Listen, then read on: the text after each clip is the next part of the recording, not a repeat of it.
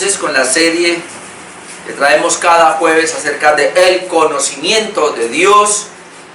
En esta oportunidad vamos a hablar acerca de el amor de Dios, el amor de Dios. Es el mensaje número 21 de esta serie de temas que traemos.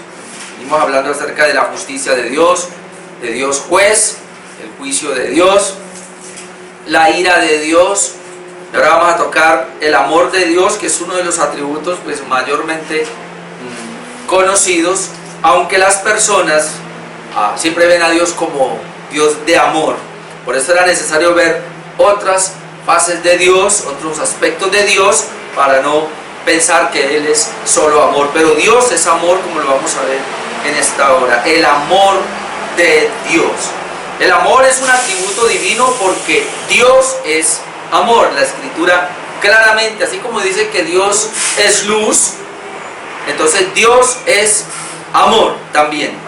Es muy importante. Así como dice entonces que Dios es luz, específicamente, la verdad dice específicamente que Dios es amor. Es parte de su ser. El amor de Dios es parte de su carácter. El pastor Paul Washer dice lo siguiente: el amor es ese atributo divino que mueve a Dios a darse libre y desinteresadamente a otros para su beneficio o bienestar. Darse libre y desinteresadamente a otros para su beneficio y su bienestar. Y yo creo que esa es la razón por la cual muchas personas es lo que conocen de Dios, el amor de Dios, porque están mirando a Dios cómo se da por mí para beneficiarme a mí, ¿verdad?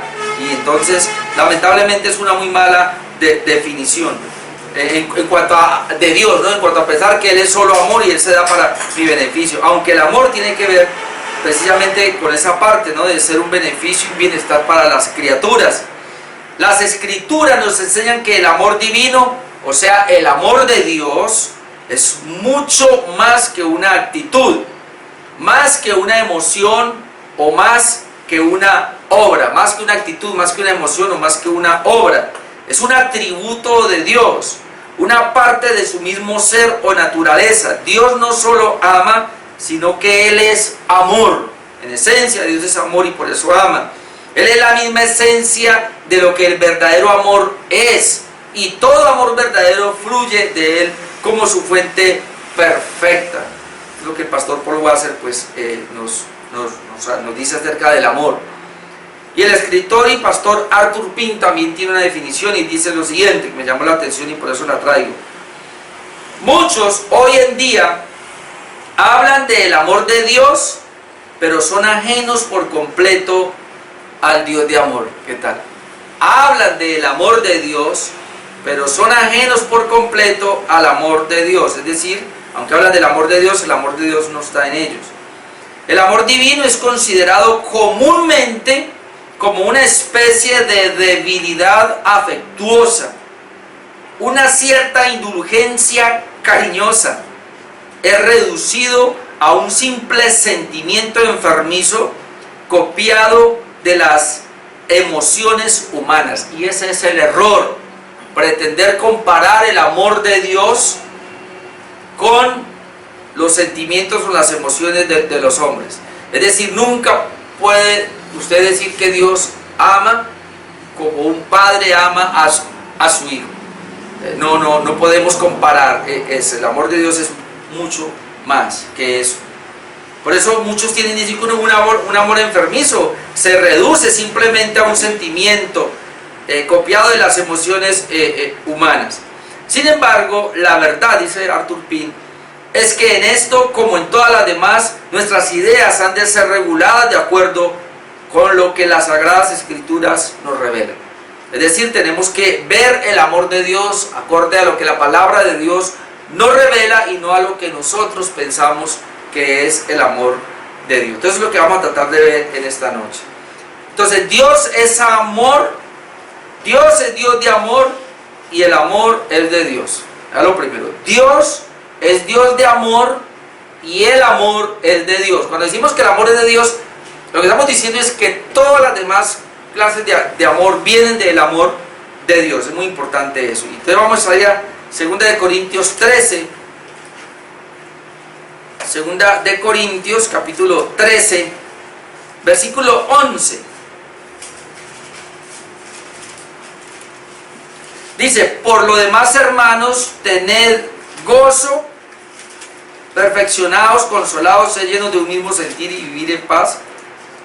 Dice: y el Dios de paz y de amor estará con vosotros. ¿Sí ve la expresión? El Dios de paz, y pudiéramos decir también el Dios de amor, porque dice: y el Dios de paz y de amor. Es decir, la Biblia registra el Dios de amor. El Dios de amor estará con vosotros. Y el versículo 14: la gracia del Señor Jesucristo, el amor de Dios. El amor de Dios. Entonces note cómo el 11 dice el Dios de amor. El Dios de amor, y aquí dice el amor de Dios. Entonces Dios es amor, pero Dios también da amor en ese sentido. Entonces una de las declaraciones más importantes del amor de Dios fue hecha por el apóstol Juan, en primera de Juan capítulo 4, y aunque más adelante volvamos ahí, pero pues vamos a ver una descripción del amor muy precioso allí. Primera de Juan 4, verso 7. Estoy en el 3. Primera de Juan capítulo 4, versículo 7. Dice: amados, amémonos unos a otros. Si quedara ahí, entonces uno, y eso es lo que hace la gente, ¿no? Tratar de definir el amor y cómo yo amo a mi hermano. Trato de amar, pero dice: amémonos unos a otros, porque el amor es de Dios. Note, el amor es de Dios. Si el apóstol nos manda a que nos amemos unos a otros, entonces ¿cómo vamos a poder amarnos? Nosotros no tenemos amor, porque aquí dice que el amor es de Dios, es decir, el amor tiene una esencia, tiene una fuente. Pero entonces dice, ¿por qué nos ordena amarnos? Dice: todo aquel que ama, entonces, es nacido de Dios y conoce a Dios. Es decir, Él está ordenando a que nos amemos a los creyentes, a las personas que han recibido el amor de Dios, porque el amor es de Dios. Entonces todas las personas que han recibido el amor de Dios pueden amar. ¿Por qué las personas no pueden amar? Porque no tienen el amor de Dios. ¿Por qué vemos que las personas no pueden cumplir la segunda tabla de la ley, que son 6 mandamientos? Que todos esos mandamientos van en contra del prójimo, es decir, hacerle mal al prójimo. ¿Por qué? Porque no se tiene la primera tabla, que es el amor de Dios. Un pequeño repaso: hay 6 mandamientos en la segunda tabla. Honra a tu padre y a tu madre, es decir, ama a tu papá y a tu mamá. No se puede hacer si no está el amor de Dios de la primera tabla. Luego dice allí: no matarás, estos mandamientos. ¿Por qué la gente está matando hoy día? Le quita la vida a cualquier cosa. Por cualquier cosa. Hoy día es impresionante, pero por quitar un celular apuñalan a otro, lo van matando. O sea, no hay amor por el prójimo, porque Dios nos da la primera tabla. El 7: no cometerás adulterio. El adulterio no es otra cosa que amor propio.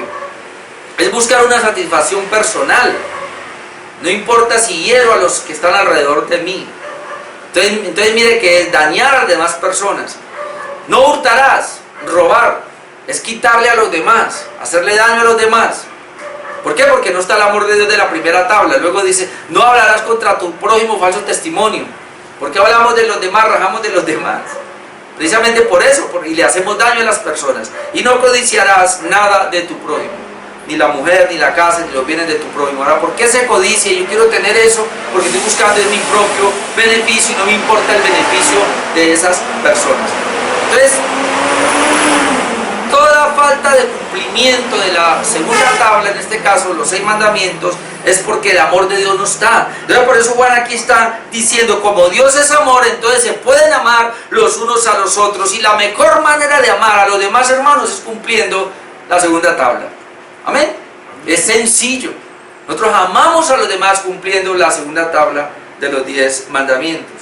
Verso 8: el que no ama no ha conocido a Dios, porque Dios es amor. El que no ama, es decir, el que daña al prójimo, no ha conocido a Dios, porque Dios es amor, de donde se espera que si hemos conocido a Dios y tenemos a Dios, debemos amar. Pero aquí está la expresión fuerte: porque Dios es amor. No dice Dios tiene amor. Nosotros sí tenemos amor, pero vemos un amor que hemos recibido de Dios.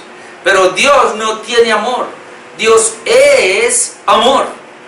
O sea, el carácter de Dios, la esencia de Dios, todo lo que compone a Dios es un atributo de amor. Él es amor, como es justicia, como es ira, como es venganza, como hemos venido hablando, son atributos complementarios, son atributos que están en esencia en la totalidad del ser de Dios.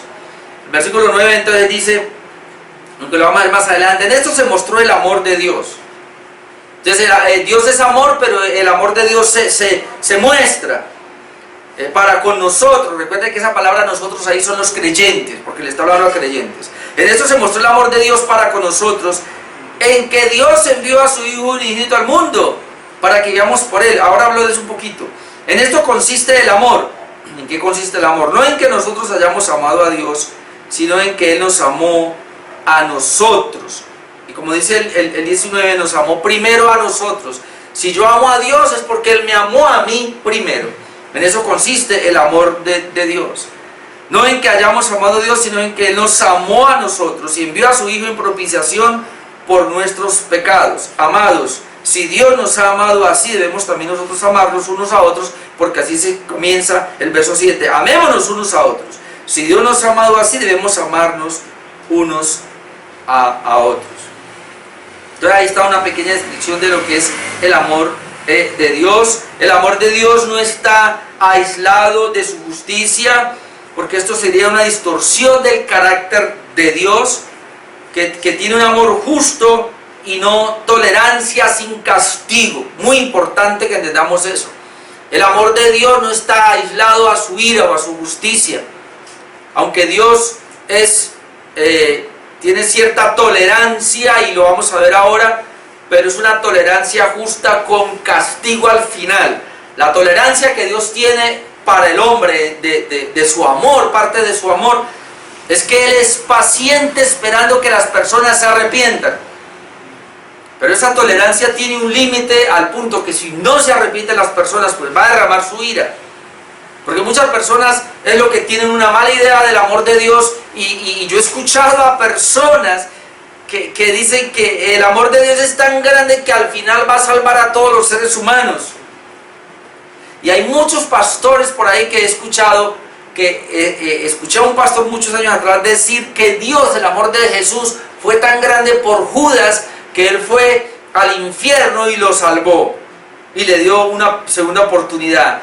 Y he escuchado también a otros pastores, no sé qué tan cierto sea, no he andado mucho en ese tema, pero dice que el amor de Dios, o hablando pues del perdón y todo, que Dios perdonó a Saúl también, ¿no? Uno que se suicidó y que fue y hizo una hechicería por allá, usó la brujería y todo, es una medium.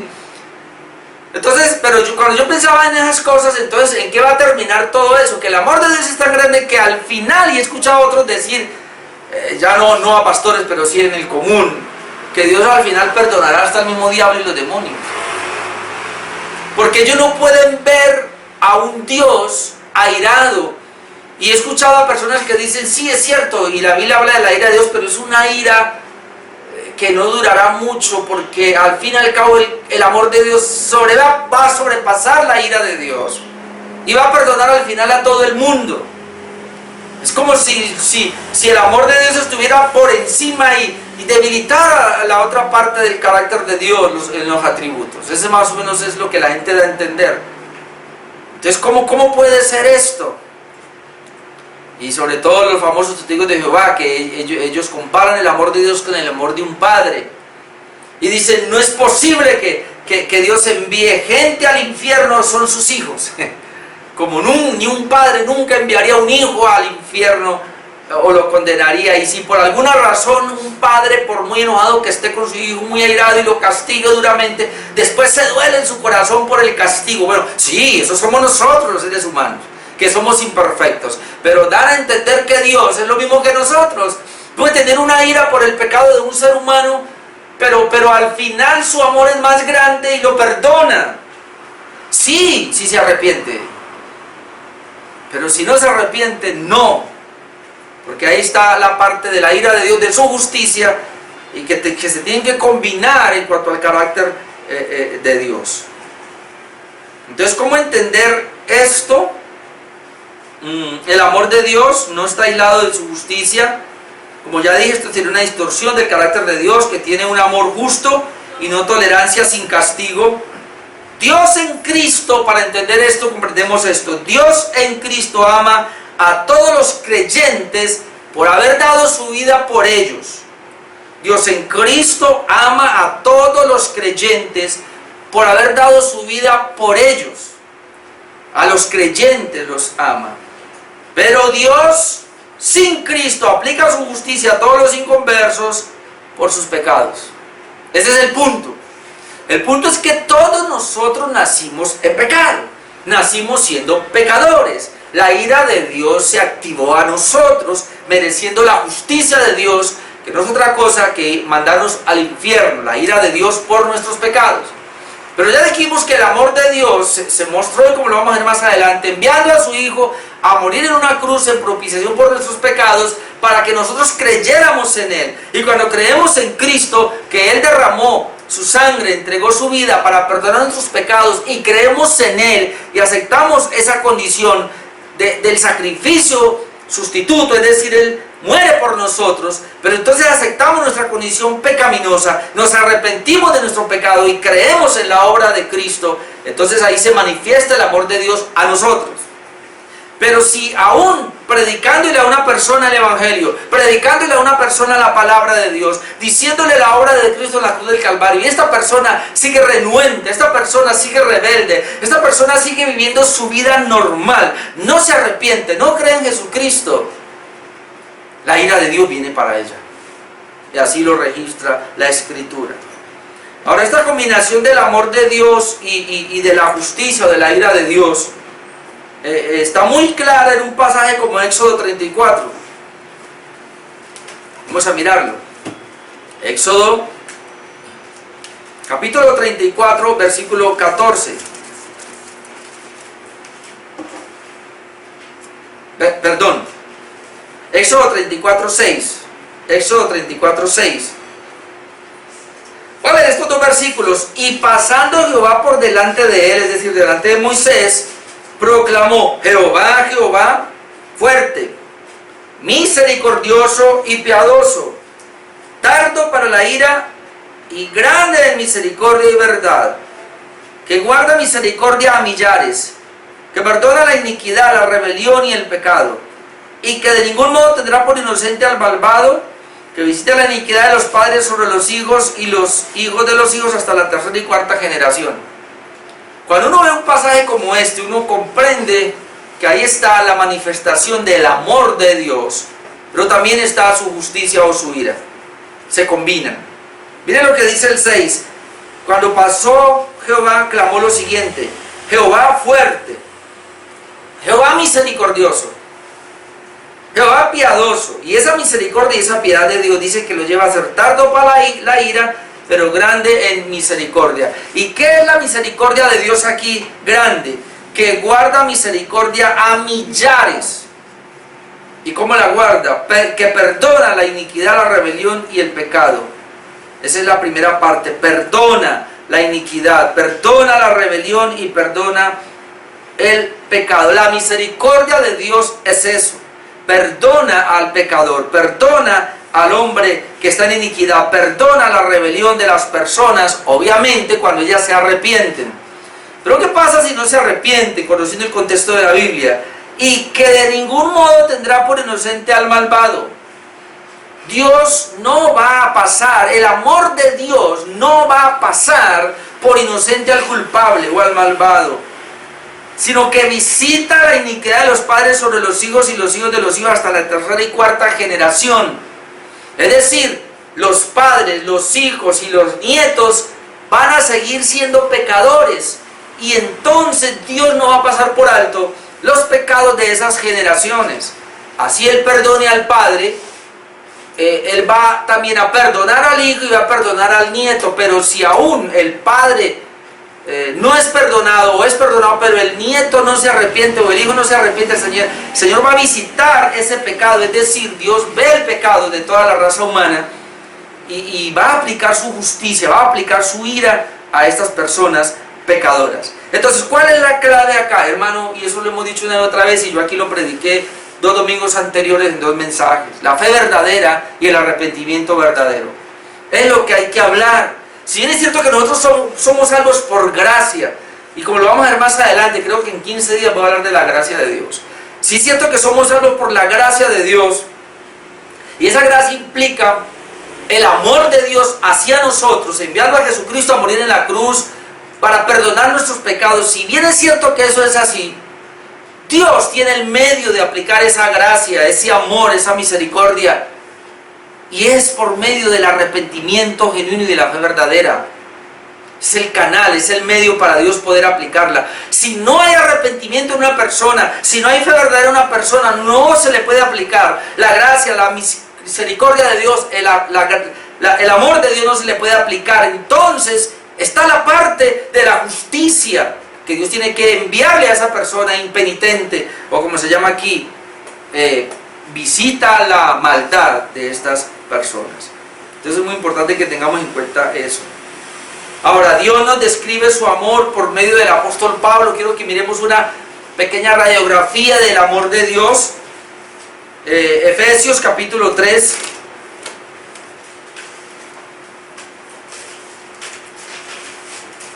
Efesios capítulo 3, y vamos a leer desde el 14. Dice así, para que veamos una descripción de la grandeza del amor de Dios. Por esta causa doblo mis rodillas ante el Padre de nuestro Señor Jesucristo, de quien toma nombre toda familia en los cielos y en la tierra. ¿Para qué Pablo dobla las rodillas?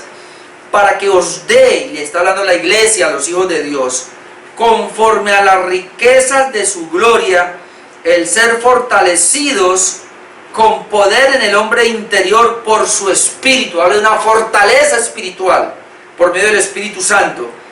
¿Con qué propósito? Para que habite Cristo por la fe en vuestros corazones. Para que habite Cristo por la fe en vuestros corazones, a fin de que, arraigados y cimentados en amor, es decir, que podamos estar arraigados, habla de raíces, echemos raíces, cimentados, echemos cimientos en amor, en amor.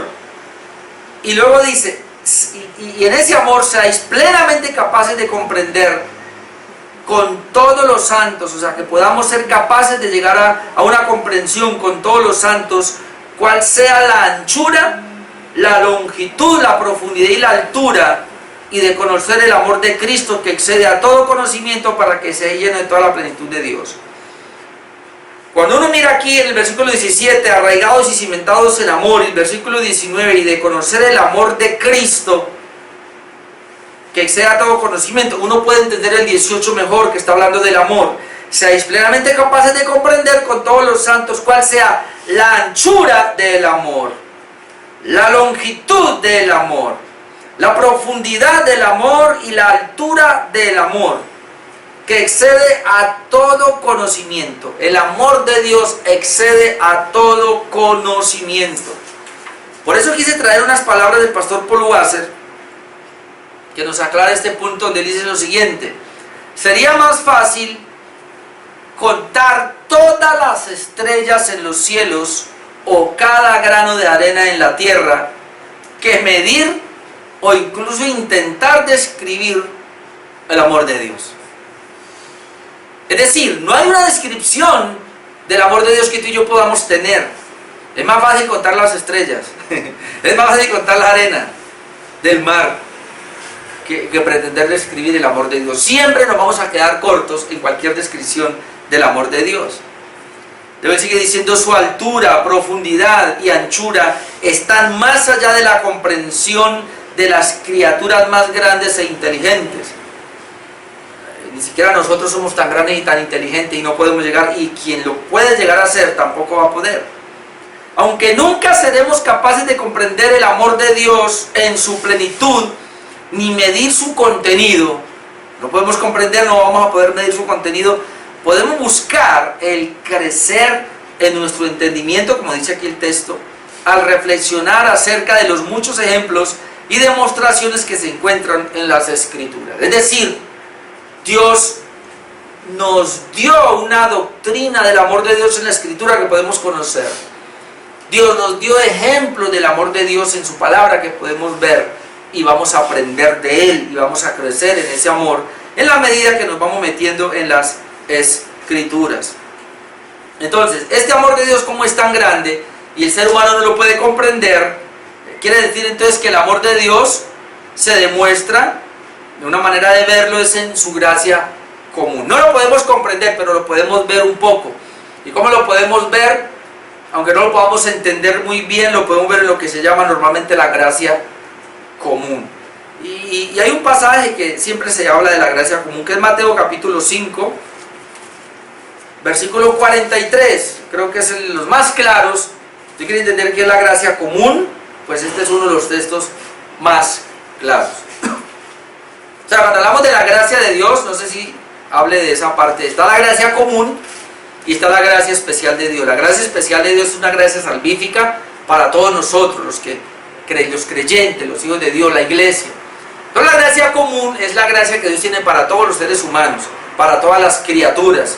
Y cuando hablamos de las criaturas, aquí también entran los animales, ¿verdad? Las mismas plantas. Su creación es parte de lo que es la gracia común de Dios. Entonces en Mateo 5:43 leemos lo siguiente: oísteis que fue dicho, amarás a tu prójimo y aborrecerás a tu enemigo. Eso fue dicho por la tradición judía. Amarás a tu prójimo, parece que fuera fácil, y aborrecerás a tu enemigo. Bueno, ¿y acaso no hacemos eso? Tú tienes un enemigo y ya no entra a aborrecerlo. ¿Y qué es enemigo? Bueno, una enemistad. O usted se lleva bien con todo el mundo. O hay alguien que le hizo algo y usted está como, ya no es tan amigo, ya apartó la amistad. Ese es enemigo porque ya hay una enemistad, ya se cortó. Entonces, ¿qué fue lo que fue dicho por los antiguos? Oíste que fue dicho, amarás a tu prójimo y aborrecerás a tu enemigo. Pero yo os digo, está hablando Jesús, amad a vuestros enemigos, bendecid a los que os maldicen, haced bien a los que os aborrecen, y orad por los que os ultrajan y os persiguen. ¿Para qué? ¿Para qué hacen esto? Para que seáis hijos de vuestro Padre que está en los cielos, que hace salir su sol sobre malos y buenos, y que hace llover sobre justos e injustos. Entonces ahora comprendemos por qué Dios dice que amemos a los enemigos, que le hagamos bien a los que nos hacen mal, que oremos por los que nos hablan mal de nosotros, nos persiguen y nos ultrajan. ¿Sabe por qué Él dice eso? Porque dice, porque Dios eso es lo que hace. Toda la raza humana es enemiga de Dios, la mayoría. Toda la raza humana está en contra de Dios. Día a día están desobedeciendo a Dios, están blasfemando contra Él. Todos los días no toman en cuenta a Dios, viven despreciando a Dios. Sin embargo, ¿Dios qué hace? Los bendice.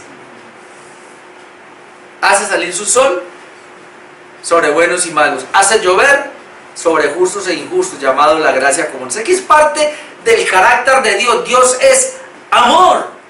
Pero entonces no nos confundamos, porque esa parte del amor de Dios, de su gracia común, es que Él ama y bendice materialmente a su creación a pesar de. Y ahí es donde mucha gente se confunde, y lamentablemente en muchas iglesias enseñan así: si usted se porta bien, entonces Dios lo ama, Dios lo bendice, porque da, porque va, porque viene, todo eso, Dios lo bendice. Y hay que tener cuidado, porque entonces, y ahí es donde la gente entra en choque. Yo he escuchado a muchos pastores decir, pero ¿cómo es posible que los impíos tengan más plata que un pastor, que un siervo de Dios? Caramba. Y me imagino que a muchos cristianos les ha pasado eso.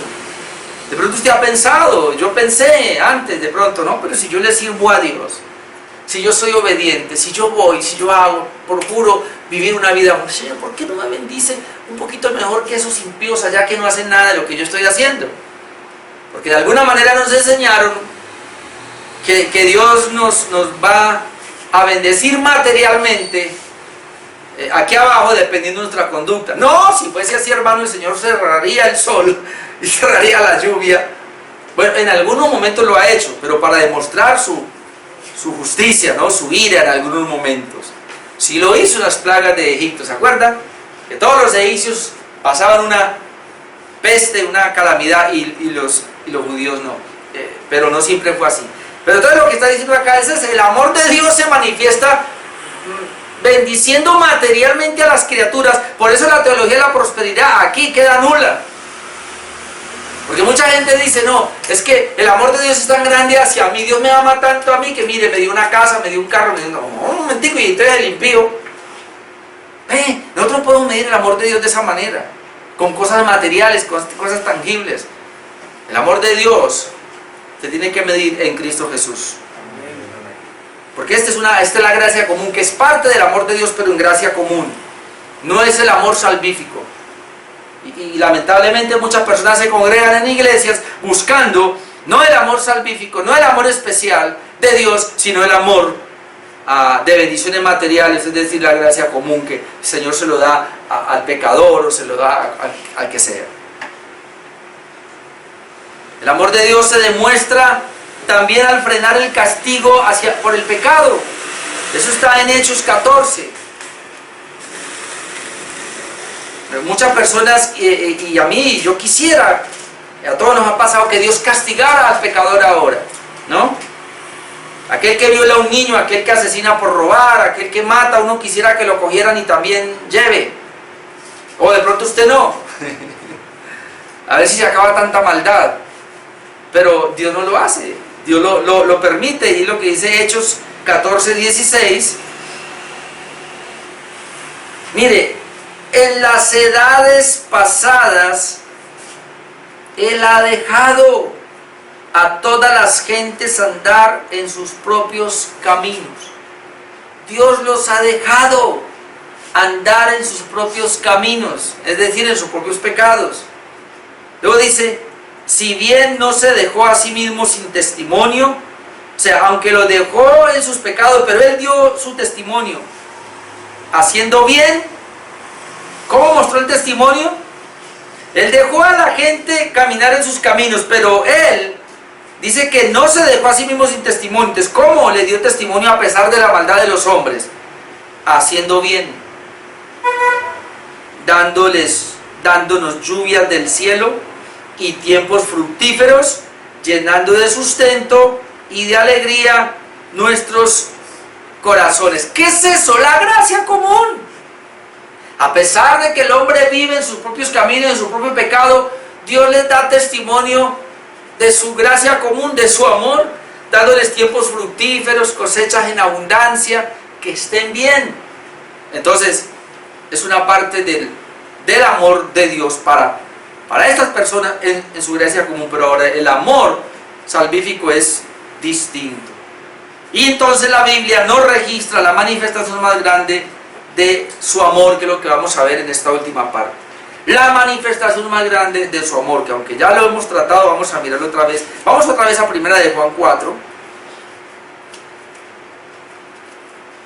1 de Juan 4, versículos 9 y 10. Dice el 9, en esto se mostró el amor de Dios. Y otra vez, si bien es cierto que el amor de Dios está en su gracia común para todas las personas, proveerle materialmente, lluvias, tiempos fructíferos y todo eso, muy distinto es el amor de Dios específico que está aquí. Versículo 9, en esto se mostró el amor de Dios para con nosotros, en que Dios envió a su Hijo unigénito al mundo para que vivamos por Él. Mire la diferencia, y hermano, aquí tenemos que pararnos un poquito. El amor de Dios consiste, sí, que Él nos perdonó, sí, que Él nos salvó, sí, que Él nos hizo su parte de su familia, sus hijos, eso es cierto, pero mire lo que dice aquí Juan.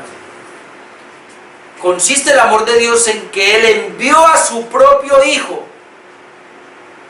al mundo para que nosotros viviéramos por Él. A veces no le prestamos atención a esto. Es que nosotros hemos vivido por nosotros mismos. Hemos hecho nuestra voluntad, hemos hecho las cosas a nuestro amaño. Pero ahora en Cristo es para que nosotros vivamos por Cristo. Nos metamos en Cristo y vivamos su vida. Verso 10. En esto consiste el amor. No en que nosotros hayamos amado a Dios. De hecho, nadie puede amar a Dios. Ya lo vimos. Sino en que Él nos amó a nosotros. Como el versículo 19. Pasé un momentico allá. Nosotros le amamos a Él porque Él nos amó primero. ¿Ven? Nosotros le amamos a Él porque Él nos amó primero. Sigamos con el 10. En esto consiste el amor. No en que nosotros hayamos amado a Dios, sino en que Él nos amó a nosotros. ¿De qué manera? Y envió a su Hijo en propiciación por nuestros pecados. Entonces aquí ya nos aclara que el amor de Dios por nosotros está en que envió a su Hijo en propiciación por nuestros pecados. Recuerde, la palabra propiciación viene del tabernáculo cuando hicieron una partecita que se llamaba el propiciatorio. Y el propiciatorio era un lugar donde se ponía la sangre que había sido vertida del cordero, y el sacerdote llevaba ese poquito de sangre y lo ponía allá para que Dios, al ver esa sangre, decía: hubo una vida que se entregó, hubo un sacrificio que se entregó, y por eso yo ahora perdono los pecados del pueblo, porque hubo una ofrenda expiatoria. Entonces el Señor es propicio, es favorable, es decir, el Señor ahora entra en amistad con el pueblo. Jesucristo vino en propiciación, es decir, la sangre de Cristo, que Él la tipifica la vida de Cristo, la muerte de Cristo. Cuando hablamos de la sangre de Cristo y la Biblia habla de la sangre de Cristo, está hablando de la muerte de Jesús. Entonces es lo mismo.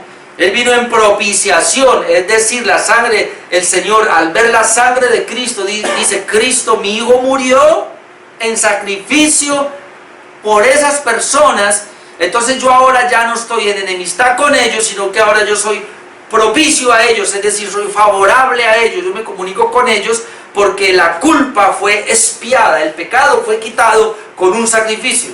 Y en este caso el sacrificio se llama Jesucristo.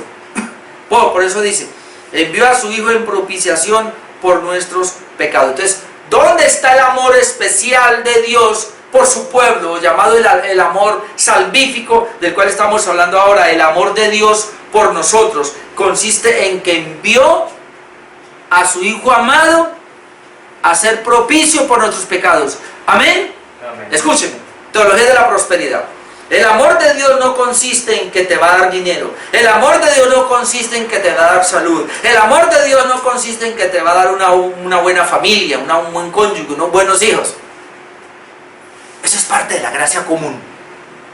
El amor de Dios por su pueblo consiste en que envió a Jesucristo en propiciación por nuestros pecados. Amén. Amén. Lo envió a morir en una cruz para perdonarnos. Ese es el amor salvífico, ese es el amor más grande de Dios por nosotros. No otras cosas. Por eso usted puede ir después a Juan 3:16, que se conoce muy bien. Y ahí está una gran definición: porque de tal manera.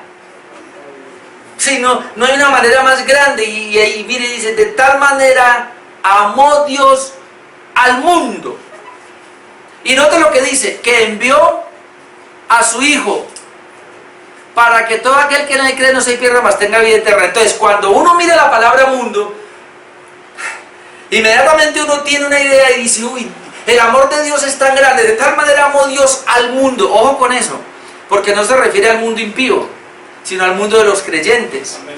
Porque de tal manera amó Dios al mundo que envió a su Hijo. Ya Juan aquí nos dejó ver, en el que acabamos de ver ahora, que el amor de Dios consiste en ¿qué? En que envió a su Hijo en propiciación. Ahora, si yo tomo Juan 3:16 y digo que el amor de Dios ahí por el mundo es el mismo amor, dice que envió a su Hijo, entonces ese envió a su Hijo tenía que ser en propiciación. Si Dios amó a todo el mundo, hablando todas las personas de todo el mundo en todos los tiempos, que lo amó, que envió a su Hijo en propiciación, como dice Juan acá, entonces todo el mundo es salvo. ¿Ve? Pero como todo el mundo no va a ser salvo, y ya vimos en Juan 1 Juan 4, que dice que el amor de Dios consiste en que envió a su Hijo en propiciación. Entonces lo llevamos de relación a Juan 3:16, porque de tal manera envió Dios al mundo creyente, que envió a su Hijo para que todo aquel que en Él crea no se pierda, mas tenga vida eterna. Es decir, los creyentes van a creer en Él, no se van a perder, sino que van a tener vida eterna. Entonces es muy importante eso. Y la Biblia sigue hablando de ese amor, Romanos 5:8. O sea, esto es muy claro, el amor de Dios para con nosotros es muy claro, o el amor salvífico, el amor especial, como quiera llamarlo. Pero Romanos 5:8, mas Dios muestra su amor para con nosotros, otra vez, le está hablando a los creyentes de Roma. Dios muestra su amor para con nosotros, y habla del amor más grande, en que siendo aún pecadores, Cristo murió por nosotros. Es decir, el amor de Dios es tan grande que siendo tú pecador y siendo yo pecador, nací pecador, estaba siendo un esclavo del pecado, nadie me podía sacar de esa condición, yo no podía salir de esa condición. Sin embargo, Dios envió a Jesucristo y murió por nosotros para sacarnos de esa condición. Ese es el amor de Dios más grande. Siempre que hable usted del amor de Dios, hermano, no lo materialicemos.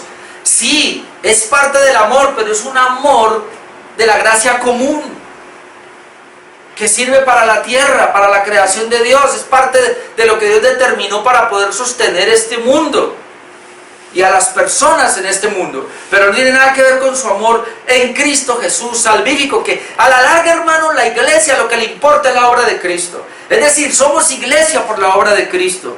Predicamos el Evangelio por la obra de Cristo. La Biblia tiene sentido por la obra de Cristo. Dios, en las concepciones que sabemos, es interesante y tiene sentido por la obra de Cristo. Sin Cristo no hay nada. Entonces es muy importante que entendamos eso. Pero hoy día las iglesias que existen, lamentablemente la gran mayoría, ven el amor de Dios reducido a lo material. Y ahí sí estamos muy errados. Ahora quiero mostrarles algo que me impactó. Son textos muy conocidos, pero que impactan todavía. Y es que el amor de Dios, ya lo dijimos, es en Cristo. Y es un amor inamovible. El amor de Dios para su pueblo, otra vez, es en Cristo. Y es un amor inamovible. Romanos 8:28. Texto conocido, pero yo quiero que lo miremos ahora. Vamos a tratar de disfrutar la lectura. Romanos 8:28. Y sabemos que a los que aman a Dios. ¿Y por qué amo a Dios? Porque Él me amó primero. En Cristo Jesús. Entonces, los que aman a Dios, todas las cosas les ayudan a bien. Esto es, a los que conforme a su propósito son llamados. Nos ayudan a bien, pero en cuanto a los propósitos de Dios. Porque a los que antes conoció, y ya dijimos que es una expresión de amor, los que antes amó, también los predestinó para que fuesen hechos conformes a la imagen de su Hijo, para que Él sea el primogénito entre muchos hermanos. Y a los que predestinó, a esos también llamó, y a los que llamó, a esos también justificó, y a los que justificó, a esos también glorificó. ¿Qué pues diremos a esto? Si Dios es por nosotros, es decir, nos ha amado, ¿quién contra nosotros? Si el amor de Dios está a favor mío, ¿quién puede estar en contra de nosotros? Y luego dice, el que no escatimó a su propio Hijo, otra vez, sino que lo entregó por nosotros. Eso es el amor de Dios. Dios no escatimó a su Hijo, sino que lo entregó por todos nosotros. ¿Cómo no nos dará también con Él todas las cosas? Aclaro, ¿qué son todas las cosas? Pues que nos amó, nos llamó, nos predestinó, nos llamó, nos justificó y nos va a glorificar, nos va a llevar a la gloria. Todas las cosas espirituales, ahí no está hablando de nada material. Sigamos leyendo y verá que es espiritual todo. Otra vez 32, en relación a lo que viene hablando. El que no escatimó a su propio Hijo, sino que lo entregó por nosotros, es decir, el amor de Dios. ¿Cómo no nos dará también con Él todas las cosas? ¿Quién acusará a los escogidos de Dios? Dios es el que justifica, es decir, otra vez viene todas las cosas. ¿Quién es el que condena? O el que condenará. Cristo es el que murió, más aún el que también resucitó, el que además está a la diestra de Dios, el que también intercede por nosotros, ese nos dará todas las cosas. y mire todas las cosas, ¿quién nos separará del amor de Cristo? Dios nos amó, enviando a su Hijo amado a morir por nosotros, pero ahora nosotros estamos en Cristo. Dice Juan que el amor de Dios consiste en que vivamos ahora por Él. Por eso dice ahora, listo, yo estoy en Cristo, ¿quién me va a separar del amor de Cristo? ¿Quién? Pregunta, tribulación, angustia, persecución, hambre, desnudez, peligro, espada. No, porque la Biblia dice que por causa de ti somos muertos todo el tiempo, somos contados como ovejas al matadero. Antes bien, en todas estas cosas, somos más que vencedores por medio de aquel que nos amó, por lo cual estoy seguro de que ni la muerte, ni la vida, ni ángeles, ni principados, ni potestades, ni lo presente, ni lo porvenir, ni lo alto, ni lo profundo, ni ninguna otra cosa creada, ¿qué cosa? Nos podrá separar del amor de Dios que es en Cristo Jesús, Señor nuestro. Esto no nos va a separar del amor de Dios que es en Cristo Jesús, Señor nuestro. Es decir, el amor de Dios es un amor inamovible, pero es en Cristo Jesús. De donde los que no están en Cristo Jesús no tienen el amor de Dios, y entonces Dios les va a aplicar la justicia. Dios les va a aplicar la ira. Ahora, ¿acaso no nos aplicó a nosotros su justicia? Claro, pero ¿cómo nos la aplicó? En Cristo Jesús. Cuando Cristo fue el sustituto nuestro, es decir, Él murió por nosotros, ahí Jesús aplicó el Padre aplicó su justicia al Hijo. Por eso nosotros ya recibimos la justicia de Dios en Cristo Jesús.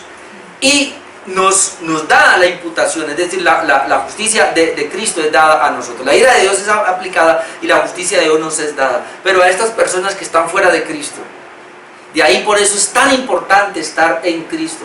Como mandaba algo, creo que era ayer o hoy, que les decía alguien, no es estar en una iglesia local, es estar en Cristo.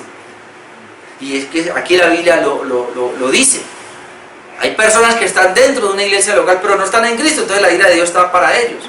Pero si nosotros estamos en Cristo, entonces dice que Él nos librará de todo. Nadie nos podrá separar del amor de Dios. Y quiero terminar hablando del amor de Dios es tan grande que nos ha llamado sus hijos. Mire, primera de Juan 3, para terminar. El amor de Dios es tan grande. Yo le presté bien atención a esto y me llamó la atención que nos ha llamado sus hijos. Primera de Juan capítulo 3, versículo 1. Mirad cuál amor nos ha dado el Padre, para que seamos llamados hijos de Dios. ¿Por qué usted es hijo de Dios? Por el amor que nos dio el Padre. Pero esto no es que Dios nos dio el amor así que porque si no. Por eso el mundo no nos conoce, porque no le conoció a Él. Otra vez, mirad cuál amor nos ha dado el Padre para que seamos llamados hijos de Dios. Es decir, yo soy llamado hijo de Dios, tú eres llamado hijo de Dios por el amor que Dios le dio, el amor del Padre. Por eso el mundo no nos conoce, porque no lo conoció a Él. Amados, ahora somos hijos de Dios. ¿Por qué soy hijo de Dios? Por el amor de Dios, que envió a Jesucristo a morir por mí. Yo soy hijo de Dios por el amor de Dios. Pero entonces, amados, ahora somos hijos de Dios y aún no se ha manifestado lo que hemos de ser. Pero sabemos que cuando Él se manifieste, seremos semejantes a Él, porque le veremos tal como Él es. Es decir, Cristo ahora es nuestro Salvador y se nos pide que vivamos por Él. Y vamos llegando a ser como Él, pero nunca llegaremos a ser aquí en este lado como Él, sino que cuando Él venga y seamos transformados, seremos como Él. Esa es la garantía.